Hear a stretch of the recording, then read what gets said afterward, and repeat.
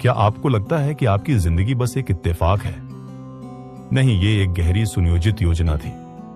आपका जन्म, आपका परिवार, आपकी सफलताएं, सब कुछ आपने खुद चुना था, इस दुनिया में आने से बहुत पहले। हाँ, आपने सही सुना, आपने अपनी हर खुशी, हर गम, हर रिश्ते का चुनाव खुद किया था। लेकिन कैसे और क्यों? एक ऐसी अदृश्य दुनिया में जहां समय रुक जाता है, जहां आत्मा अपने अगले जन्म की कहानी खुद लिखती है, वहीं ये फैसले ले जाते हैं। आज हम उस रहस्य का पर्दा उठाएंगे जिसे सदियों से वेदों, उपनिषदों, बुद्ध, सूफी संतों और गुप्त ज्ञान में छुपा कर रखा गया है। अगर आप तैयार हैं तो इस यात्रा में हमारे साथ अंत तक बने रहिए, क्योंकि आज आप खुद को वैसे देखेंगे जैसे पहले कभी नहीं देखा था। इस वीडियो में हम जानेंगे क्यों आपकी आत्मा ने इस जीवन को चुना, कैसे जन्म से पहले आपकी किस्मत तय हुई क्या है, आत्मा का असली उद्देश्य, और कैसे आप इस खोए हुए ज्ञान को समझकर अपने जीवन की दिशा बदल सकते हैं। यह सिर्फ एक कहानी नहीं है, यह आपके अस्तित्व का सबसे बड़ा रहस्य है, जिसे जानना आपकी आत्मा का हक है। भाग 2, प्राचीन सत्य। आत्मा के जन्म से पहले के चुनाव का रहस्य आज का नहीं, बल्कि हजारों साल पुराना है। ऋग्वेद, उपनिषद, बौद्ध ग्रंथ, गरुड़ पुराण और तंत्र शास्त्रों में ये बातें विस्तार से समझाई गई हैं। सिर्फ भारत ही नहीं, हर्मेटिक फिलॉसफी, सूफी संतों की गूढ़ ज्ञान परंपरा, यहां तक कि प्राचीन ईसाई रहस्यवाद में भी इस रहस्य का उल्लेख मिलता है। बौद्ध धर्म के तिब्बती सिद्धांतों में सिद्ध बर्दों की बात होती है, जहां आत्मा जन्म से पहले अपने अगले जीवन का चयन करती है। योगियों के साधना पथों में भी यही सिखाया गया है कि आत्मा का अगला जीवन उसकी चेतना और कर्मों पर आधारित होता है। सभी परंपराएं एक ही बात कहती हैं कि हम इस जीवन में अनजाने में नहीं आए हैं, हमने इसे चुना है, जानबूझकर, सोच समझकर। भाग 3, जीवन एक चेतन विकल्प है। आपका यह जीवन कोई संयोग नहीं है, यह वह यात्रा है जिसे आपकी आत्मा ने खुद चुना था। हर चुनौती, हर जीत, हर रिश्ता जिसे आपने प्यार किया या खो दिया, सब कुछ, आपका परिवार, आपकी आत्मा का साथी, यहां तक कि आपके संघर्ष भी आपकी आत्मा की एक सोच समझकर ली गई योजना का हिस्सा है। जन्म से पहले एक ऐसे आयाम में जहां समय और स्थान का अस्तित्व नहीं होता, आपकी आत्मा ने यह सब तय किया था।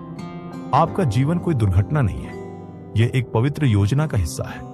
एक योजना जिसे आपने चुना, सीखने, बढ़ने और अपने आप को जानने के लिए। जब आप इस सच्चाई को अपनाते हैं तो हर दर्द, हर खुशी एक गहरी समझ और सम्मान के साथ देखी जाती है। भाग 4, जन्म से पहले की दुनिया। क्या आपने कभी सोचा है कि आप इस जीवन में आने से पहले कहां थे? आपका अस्तित्व इस पृथ्वी पर आने से पहले भी था। आप एक ऐसी दुनिया में थे जो समय और स्थान से परे है। यह वह अवस्था है जिसे कई नामों से जाना जाता है: एस्ट्रल रेल्म, कारण लोक, त्रिबर्थ स्टेट या तिब्बती बौद्ध धर्म में सिडपा बर्दो। यह एक ऐसा क्षेत्र है जहां कोई शरीर नहीं होता, कोई सीमा नहीं होती, सिर्फ ऊर्जा होती है, चेतना होती है। यहां आत्मा न भय जानती है, न शक, न अहंकार, सिर्फ असीम शांति और असीम प्रेम। आप अपने मूल स्रोत के साथ, जिसे कोई ईश्वर कहता है, कोई ब्रह्म या यूनिवर्सल माइंड, पूर्ण एकता में थे। कोई द्वंद्व नहीं था, न कोई भेदभाव नहीं था। आप और ब्रह्मांड एक ही थे। आप बस थे, पूर्ण चेतना में डूबे हुए। उस अवस्था में न कोई भूख थी, न दर्द, न कोई चाहत, केवल अस्तित्व का आनंद। वह अवस्था थी जहां सब कुछ स्पष्ट था, जहां आप जानते थे कि आप अनंत हैं, अजर हैं, अमर हैं। आपको याद था कि आपने कितनी यात्राएं की हैं, कितनी बार जन्म लिया है, कितनी बार मृत्यु को पार किया है, और हर बार कैसे आपने नए अनुभव जोड़े हैं अपनी चेतना में। परंतु फिर भी इस पूर्णता के बीच एक हल्की सी चाहत उठती है, एक पुकार कि कुछ नया सीखा जाए, कुछ नया अनुभव किया जाए। क्योंकि अनुभव के बिना चेतना स्थिर हो जाती है, और चेतना का स्वभाव है विकसित होना, बढ़ना। यही कारण है कि आत्मा फिर से एक नए जीवन की योजना बनाती है। नई चुनौतियां, नई यात्राएं, नए रिश्ते। लेकिन इससे पहले वह अपने पिछले जीवनों का लेखा जोखा देखती है, सीखती है कि कहां वह सफल रही, कहां अभी और विकास की जरूरत है। और तब उस अदृश्य ब्रह्मांडीय सभा में नई यात्रा का नक्शा तैयार होता है। भाग 5, आत्मा जन्म क्यों लेती है? जब आत्मा उस अद्भुत असीम शांति के राज्य में होती है जहां कोई पीड़ा नहीं, कोई कमी नहीं, तब भी एक गूढ़ पुकार उठती है उसके भीतर से। ये पुकार है विकास की, अनुभव की, प्रेम की गहराइयों को महसूस करने की, क्योंकि सिर्फ शांति में रहना काफी नहीं होता। आत्मा जानती है कि अनुभव से ही चेतना बढ़ती है, केवल चुनौती से ही आत्मा में गहराई आती है।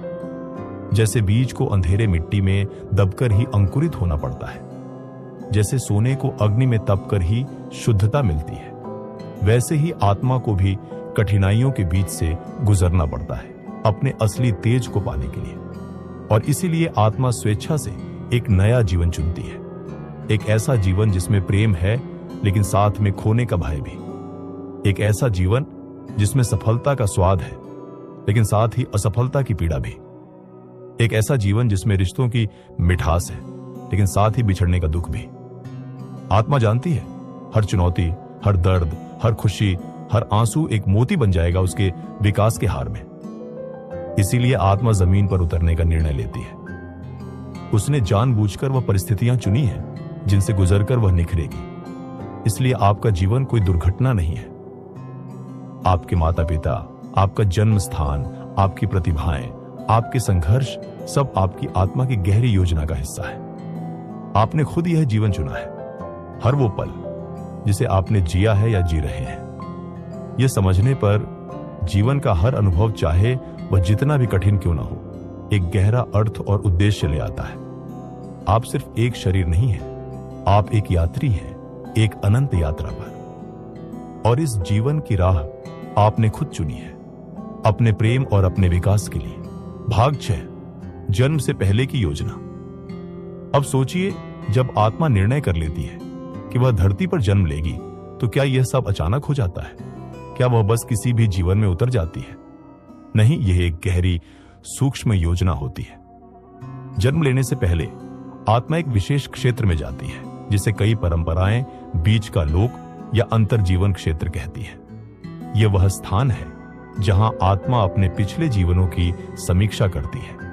वहां आत्मा देखती है कहां उसने प्रेम किया, कहां वह भय से संचालित हुई, कहां उसने अपनी चेतना को फैलाया और कहां वह अज्ञान में फंसी रही। यह समीक्षा कोई सजा नहीं है, यह एक दर्पण की तरह है जो आत्मा को उसकी खुद की सच्चाई दिखाता है।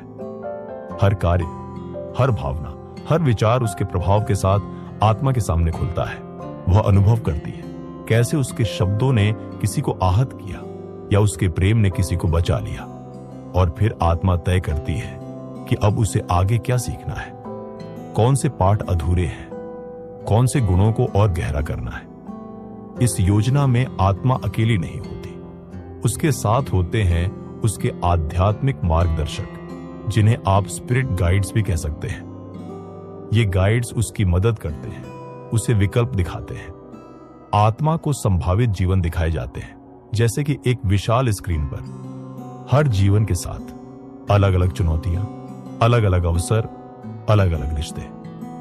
आत्मा महसूस करती है किस जीवन से उसे सबसे ज्यादा विकास मिलेगा। फिर वह चुनती है अपने माता पिता, परिवार की स्थिति, देश, संस्कृति, समय, यहां तक कि विशेष प्रतिभाएं और चुनौतियां भी।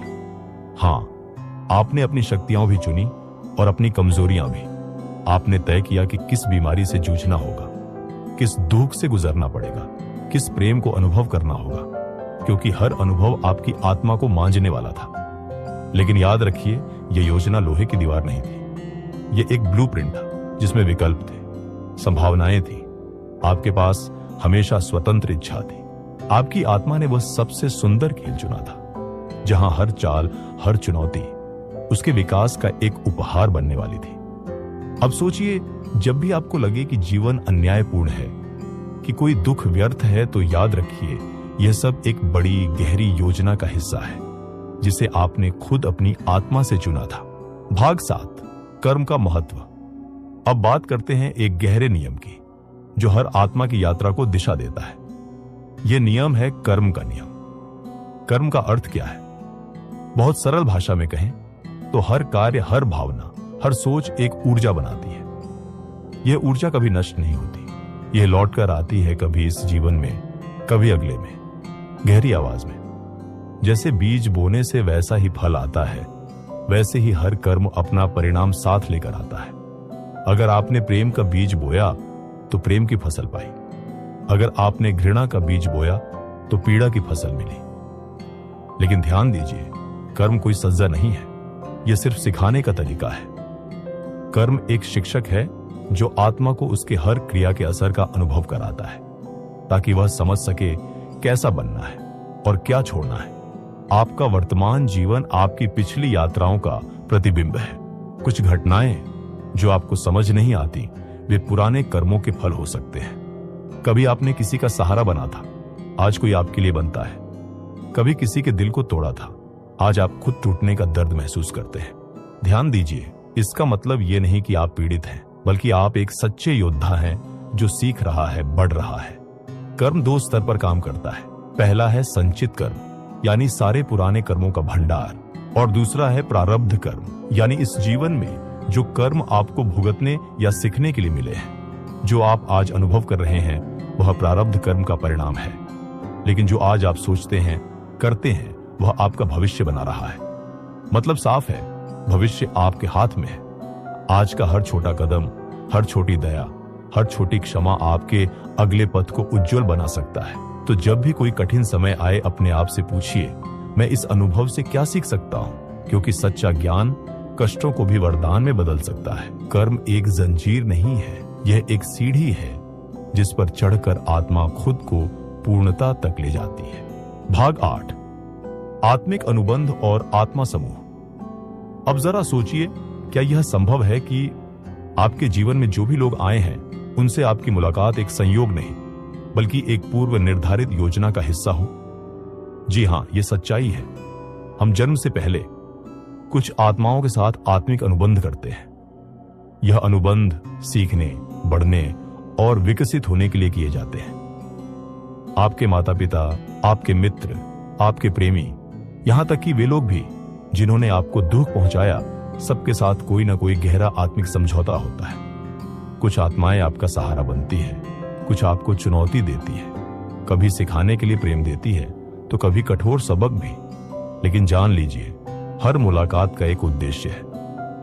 कभी कभी कोई आत्मा कठिन भूमिका निभाती है ताकि आप क्षमा करना सीख सकें या अपनी शक्ति पहचान सकें। हम आत्माएं समूहों में यात्रा करती हैं। इन्हें कहते हैं आत्मा समूह। एक ही आत्मा समूह में हम कई जन्मों तक एक दूसरे के साथ रहते हैं, कभी मां बनकर, कभी भाई बनकर, कभी मित्र, प्रेमी या यहां तक कि शत्रु बनकर। हर बार अलग भूमिका, लेकिन एक ही लक्ष्य, सीखना और विकास करना। इसलिए जब आप किसी से मिलते हैं और एक अजीब सा गहरा जुड़ाव महसूस करते हैं या कोई ऐसा संबंध जो शब्दों से परे हो, तो समझ लीजिए वह आपकी आत्मा समूह का हिस्सा हो सकता है। और याद रखिए, यह आत्मा समूह हमेशा आपके साथ है। भले ही जीवन में संघर्ष हो, दूरियां हो, आत्मिक स्तर पर आप कभी अलग नहीं होते। हर संबंध, हर मुलाकात आपके आध्यात्मिक सफर का एक पवित्र हिस्सा है। हर आत्मा आपकी कहानी में एक अनमोल अध्याय लिखने आई है।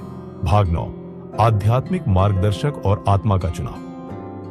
अब सोचिए, जब आत्मा अपना अगला जन्म चुनती है तो क्या वह अकेली होती है? नहीं, इस पवित्र प्रक्रिया में आत्मा के साथ होते हैं उसके आध्यात्मिक मार्गदर्शक। ये मार्गदर्शक बड़ी प्रेमपूर्ण ऊर्जा वाले दिव्य प्राणी होते हैं जिनका एकमात्र उद्देश्य है आपकी आत्मा को रास्ता दिखाना। वे आपको आपकी कमजोरियों और शक्तियों का आईना दिखाते हैं, आपको चुनौतियां और अवसर दोनों समझाते हैं। जब आप एक नया जीवन चुनते हैं, ये मार्गदर्शक आपके साथ मिलकर योजना बनाते हैं। वे आपको आपकी पिछली यात्रा याद दिलाते हैं, आपके अधूरे सबक, आपकी उपलब्धियां। वे आपको बताते हैं कि कहां और किस अनुभव की जरूरत है। लेकिन अंतिम निर्णय हमेशा आपकी आत्मा का ही होता है। कोई आपको मजबूर नहीं करता, कोई आपको सजा नहीं देता। आप अपनी अगली यात्रा खुद अपने विकास की प्यास से चुनते हैं।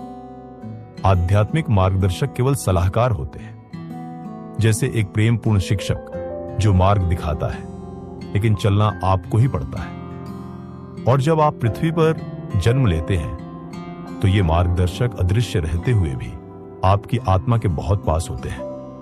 वे संकेतों के जरिए, सपनों के जरिए, अचानक आने वाली समझदारी के जरिए आपका मार्गदर्शन करते रहते हैं। जब कभी जीवन कठिन लगे या राह धुंधली लगे, याद रखिए आप कभी अकेले नहीं हैं। आपके साथ हैं आपके आध्यात्मिक साथी। बस जरूरत है उनकी फुसफुसाहट को सुनने की, अपने दिल की आवाज को पहचानने की। आप एक दिव्य टीम के साथ आए हैं जो हर पल आपके पीछे खड़ी है। भाग 10, स्वतंत्र इच्छा, फ्री विल। अब एक और गहरी सच्चाई को जानिए। भले ही आपकी आत्मा ने इस जीवन की योजना बनाई हो, फिर भी आपको मिली है स्वतंत्र इच्छा। हां, आपके जीवन का ब्लूप्रिंट बना है, लेकिन रास्ता तय करना हमेशा आपके हाथ में है।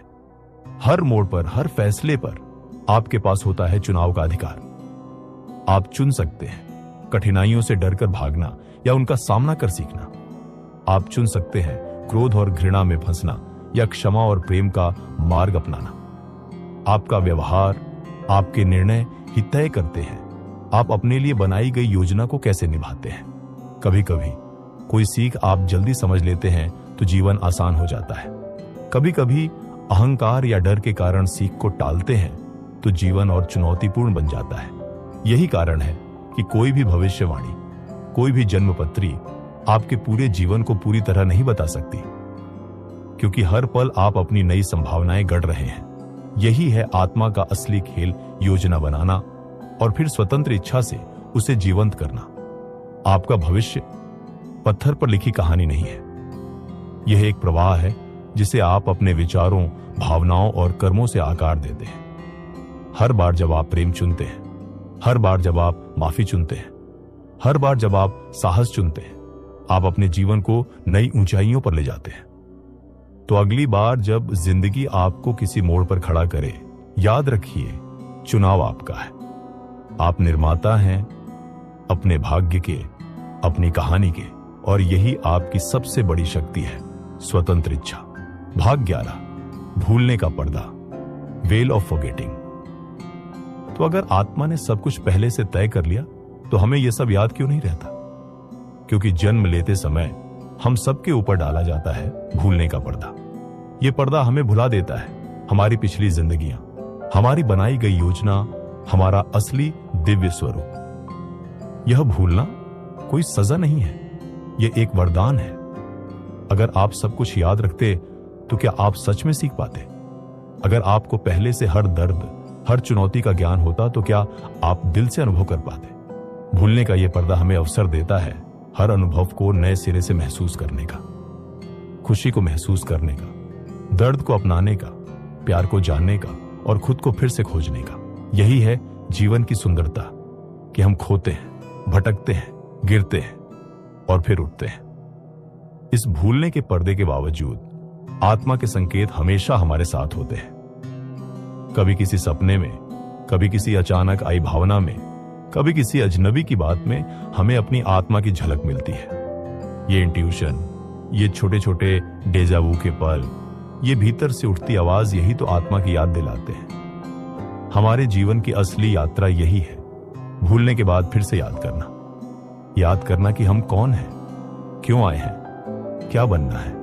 यही है असली जागृति, यही है असली मुक्ति की ओर पहला कदम। भाग 12, भौतिक दुनिया एक शिक्षण स्थल। अब सवाल उठता है, आखिर आत्मा को सीखने के लिए कहां भेजा जाता है? उत्तर है भौतिक दुनिया, यानी यह संसार जिसमें आप और हम जी रहे हैं। यह संसार कोई साधारण जगह नहीं है, यह एक विशाल पाठशाला है जहां आत्मा को असली इम्तिहान दिए जाते हैं। यहां सब कुछ है, सुख दुख, प्रेम विरह, सफलता असफलता, हर भावना, हर संघर्ष एक सबक लेकर आता है।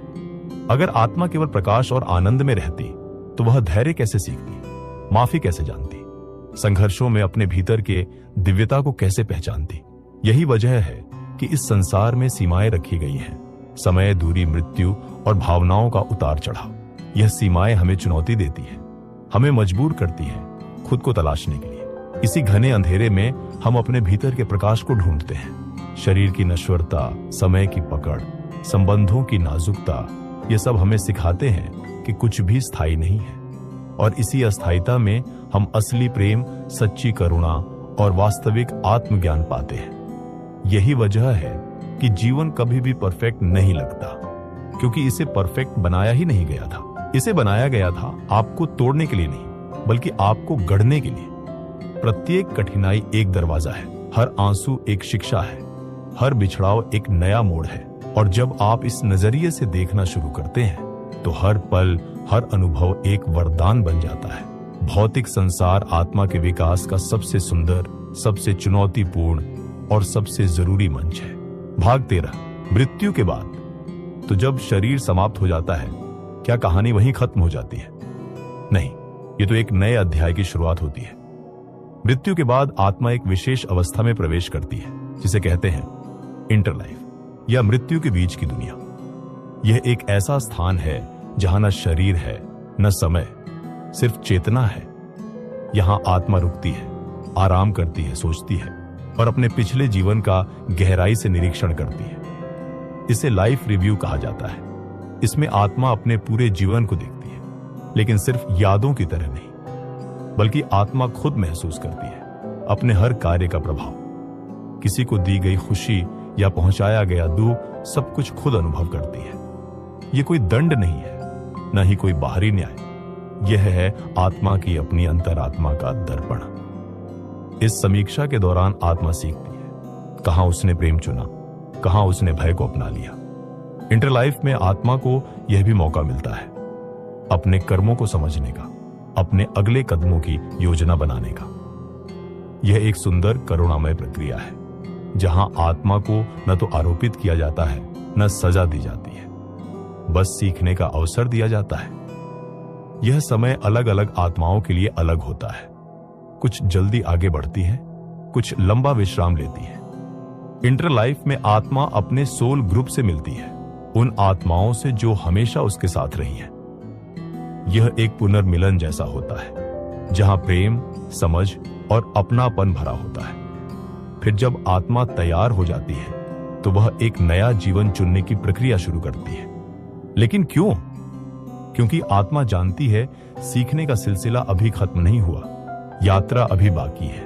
भाग 14, यात्रा का अंतिम लक्ष्य, मुक्ति। आत्मा बार बार जन्म लेती है, सीखती है, बढ़ती है, अनुभव करती है, लेकिन क्या यह यात्रा कभी पूरी होती है? हाँ, इस यात्रा का एक अंतिम लक्ष्य है मुक्ति, या जिसे हम कहते हैं मोक्ष। मुक्ति का अर्थ है जन्म और मृत्यु के चक्र से पूरी तरह से मुक्त होना। जब आत्मा हर सबक सीख लेती है, अपने कर्मों को संतुलित कर लेती है और अपने भीतर के परम सत्य को पहचान लेती है, तो उसे फिर से जन्म लेने की आवश्यकता नहीं रहती। यह वह अवस्था है जहां आत्मा पूर्ण चेतना में विलीन हो जाती है, जहां न कोई भय है, न कोई लालच, न कोई अलगाव, न कोई संघर्ष।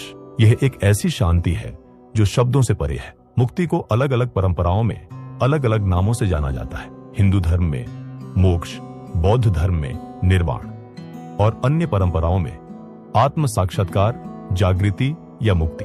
मुक्ति कोई भागने की प्रक्रिया नहीं है, यह जीवन को पूरी तरह स्वीकार कर हर बंधन से ऊपर उठने की कला है। मुक्त आत्मा जानती है कि वह स्वयं ब्रह्म है, वह प्रेम है, वह प्रकाश है। मुक्त आत्मा चाहे तो उच्च लोकों में विश्राम कर सकती है या फिर सेवा के लिए वापस आ सकती है, मनुष्यों को जागरूक करने, प्रेम का संदेश फैलाने। ऐसे ही प्रबुद्ध आत्माओं को हम जानते हैं गुरु, अवतार, बोधिसत्व या संतों के रूप में। वे अपना व्यक्तिगत सुख त्याग कर हम सबकी मदद के लिए लौटते हैं। उनका एक ही संदेश होता है, तुम वही हो जिसे तुम खोज रहे हो। प्रेम ही सत्य है। जागो, याद करो कि तुम कौन हो। और इसीलिए आत्मा की सबसे महान यात्रा है अपने दिव्य स्वभाव को पहचानना और फिर उस पहचान में पूरी तरह से जीना। अगर इस यात्रा ने आपके दिल को छुआ है, अगर आप भी महसूस करते हैं कि आप सिर्फ एक शरीर नहीं बल्कि एक अनंत आत्मा है, तो नीचे कमेंट में एक शब्द जरूर लिखिए, जागृति। हाँ, सिर्फ जागृति लिखिए, क्योंकि जब आप यह शब्द लिखते हैं तो आप अपने भीतर की शक्ति को पहचानते हैं और एक नई शुरुआत करते हैं। यह चैनल सिर्फ एक YouTube चैनल नहीं है, यह एक आंदोलन है, एक परिवार है उन आत्माओं का जो जाग रहे हैं, जो सच को जानना चाहते हैं। अगर आप इस परिवार का हिस्सा बनना चाहते हैं तो चैनल को सब्सक्राइब करें और इस ज्ञान को अपने दोस्तों और अपनों तक शेयर करें। हर शेयर, हर सब्सक्रिप्शन हमारी सामूहिक चेतना को और मजबूत करेगा। यहीं से एक नई सुबह